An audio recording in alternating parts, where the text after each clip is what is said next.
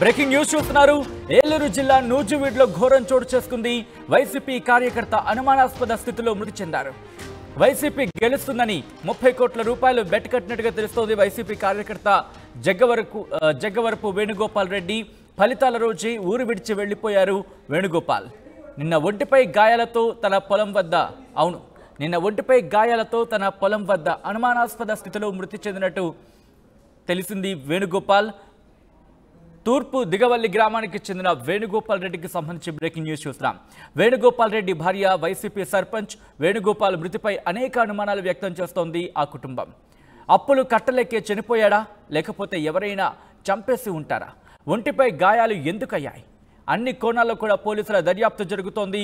Breaking news చూస్తున్నారు. ఏలూరు జిల్లా నూజివీడులో ఘోరం చోటు చేసుకుంది.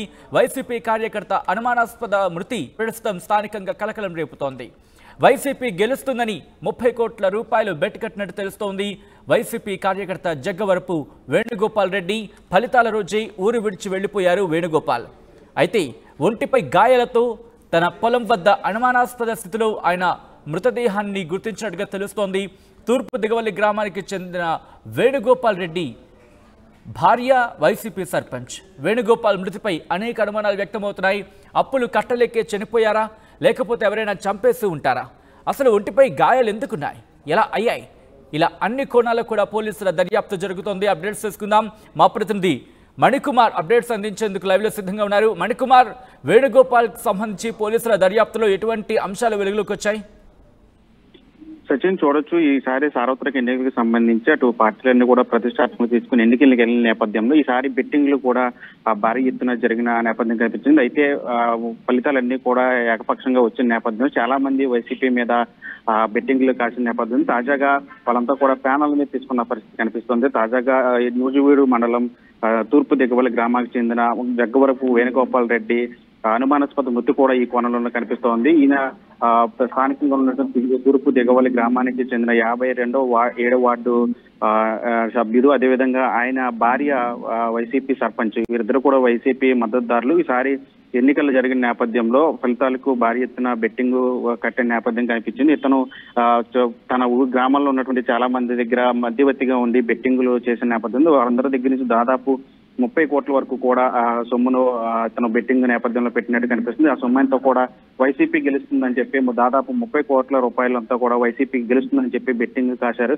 అయితే బెట్టింగ్ కాసిన నేపథ్యంలో జూన్ 4వ తేదీ మధ్యాహ్నానికి ఫలితాలన్నీ కూడా వన్ సైడ్ అయిన నేపథ్యంలో ఇతను అదే రోజు గ్రామాన్ని విడిచి వెళ్ళిపోయారు. వైసీపీ ఓటమి పాలవుతున్న నేపథ్యంలో అతను గ్రామం విడిచి వెళ్ళిపోయినట్టు కూడా తెలుస్తోంది. అయితే 2 రోజుల తర్వాత ఈ నెల 7వ తారీఖు ఎవరైతే బెట్టింగ్ కాసిన వారు ఉన్నా వారంతా కూడా వేణుగోపాల్ రెడ్డి ఇంటికి వచ్చారు. తమ డబ్బు ఏమైందని, సొమ్ము ఏమైందని చెప్పుకోవడం వాళ్ళందరూ కూడా నిలదీసిన పరిస్థితి. ఆ ఇంట్లో ఉన్నటువంటి సామాగ్రిని అదేవిధంగా ఫర్నిచర్ అంతా కూడా తీసుకుని వెళ్ళిపోయిన నేపథ్యం. వేణుగోపాల్ ఒక్కరే ఆయన ఊరు విడిచి వెళ్ళిపోయారా, లేకపోతే కుటుంబంతో కలిసి ఆయన ఊరు విడిచి వెళ్ళిపోయారా?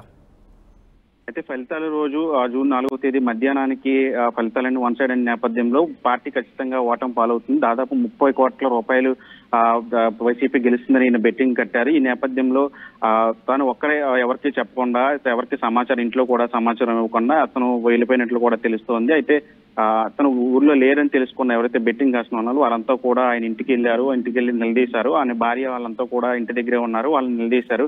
అక్కడ ఉన్నటువంటి ఫర్నిచర్ని కానీ, అదే ఏసీలు, అదే ఫ్రిడ్జ్లు, అదే టీవీలు అన్ని కూడా వాళ్ళంతా కూడా ఎత్తుకెళ్ళిపోయిన నేపథ్యం. దీంతో 8వ తారీఖు ఉదయాన్నే వేణుగోపాల్ రెడ్డి ఇంటికి వచ్చారు, గ్రామంలోకి వచ్చారు. ఇలా జరిగిందని తెలిసి ఆయన మనస్తాపానికి గురైనట్లు కూడా తెలుస్తుంది. ఇంట్లో కూడా సమాచారం ఇవ్వకుండా బయటికి వెళ్ళిపోయినట్టు కూడా ఆయన భార్య చెప్తున్నారు. తర్వాత రోజు ఆయన స్థానికంగా ఉన్నట్టు పొలం వద్ద ఆయన మృతదేహం కనిపించింది. అనుమాన స్థితిలో ఆయన చనిపోయినట్లు కూడా తెలిసింది. ఈ నేపథ్యంలో అటు కుటుంబ సభ్యులు స్థానికుల ద్వారా వివరాలు తెలుసుకుని అక్కడ చేరుకున్నారు. తర్వాత వెంటనే పోలీసులకు సమాచారం అందించారు. 2 స్టేట్మెంట్స్ మనకు వినిపిస్తున్నాయి. ఆయన ఊరు విడిచి వెళ్ళిపోయారనేది ఒక మాట, అలాగే ఆ మరుసటి రోజు తన పొలం దగ్గర మృతదేహం దొరికినది. అంటే ఊరు విడిచి వెళ్ళిపోయిన వ్యక్తి మళ్ళీ తిరిగి వచ్చే ప్రయత్నం చేశాడా, లేకపోతే ఊరు వెళ్లే సందర్భంలోనే ఈ ఘటన జరిగిందా? ఈ అంశానికి సంబంధించి ఇటు పోలీసులు కావచ్చు, కుటుంబం కావచ్చు, ఏమైనా సమాచారం కావచ్చు, ఏమైనా ఇన్ఫర్మేషన్ తమ దగ్గర ఉంది అని చెప్పే ప్రయత్నం చేస్తున్నారా? అయితే జూన్ 4వ తేదీన ఆయన ఊరు విడిచి వెళ్లిపోయారు. అయితే 2-3 రోజుల తర్వాత తన గ్రామానికి వచ్చినట్టు కూడా తెలిసింది. ఈలోపై ఈ మధ్య గ్యాప్ లోనే ఎవరైతే బెట్టింగ్ కాసిన ఉన్నారో వాళ్ళందరూ కూడా ఇతని కోసం గాలింపు చర్యలు చేపట్టారు. అతని ఇంటికి వెళ్లారు.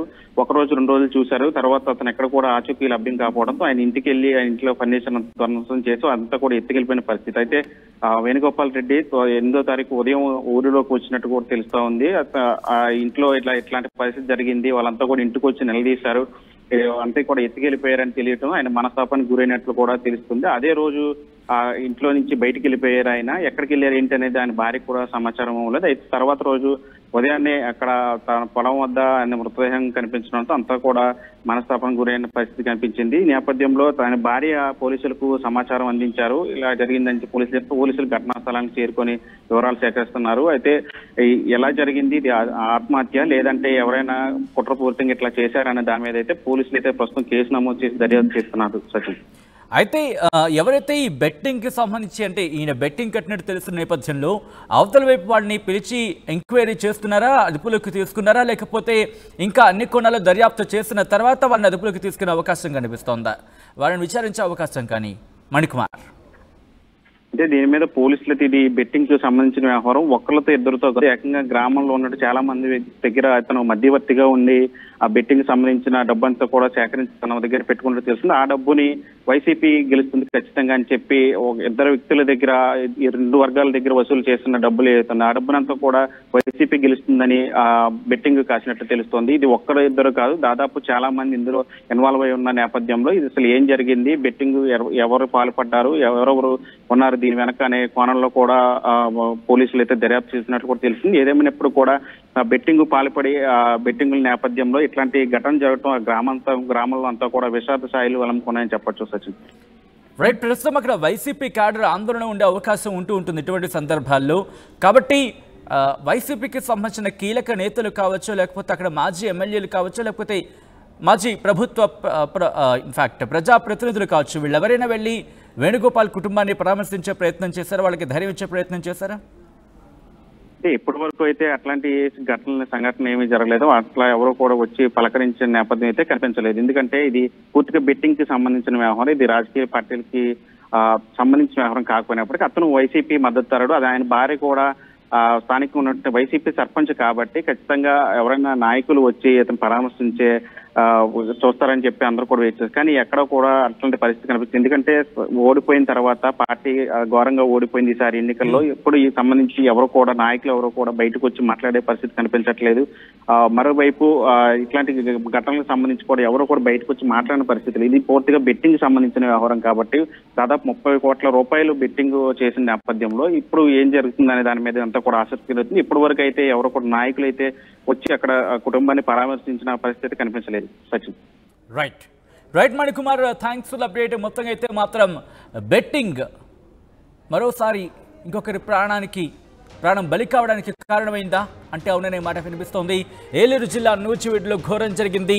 వైసీపీ కార్యకర్త అనుమానాస్పద స్థితిలో మృతి చెందాడు.